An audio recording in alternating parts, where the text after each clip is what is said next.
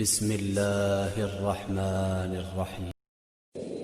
عشق ابا عبداللہ کا ہونا دل میں، یہ کس بات کی دلیل ہے؟ اذا اراد اللہ بعبد خیرا، کہ خدا نے آپ کے ساتھ خیر کا ارادہ کر لیا ہے۔ اگر خیر کا ارادہ نہ کیا ہوتا تو اس وقت میں نہ بلایا ہوتا۔ پہلی بات تو یہ۔ دوسرا، حدیث ایک عجیب ہے، ان لقتل الحسین حرارۃ فی قلوب المؤمنین لا تبرد ابدا۔ اللہ نے حسین کے قتل میں مومنوں کے دلوں میں وہ گرمی رکھی ہے جو کبھی ٹھنڈی نہیں ہوگی۔ اس میں بھی دو باتیں قابل غور ہیں، ایک قتل حسین کی حرارت اور ایک فی قلوب المؤمنین، مومنین کے دلوں میں۔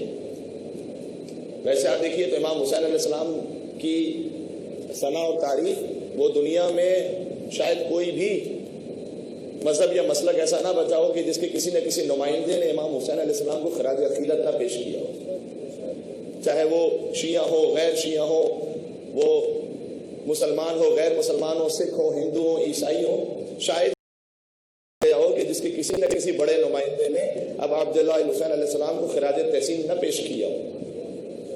لیکن یہ کیا حضور کہنا چاہ رہے ہیں کہ اللہ نے ایک خاص قسم کی حرارت ہے فی قلوب المؤمنین، جو مومنوں کے دلوں میں رکھی ہے۔ تو وہ بھی تو امام سے متاثر ہو کر، انسپائر ہو کر امام کے فضائل پڑھتے ہیں نا۔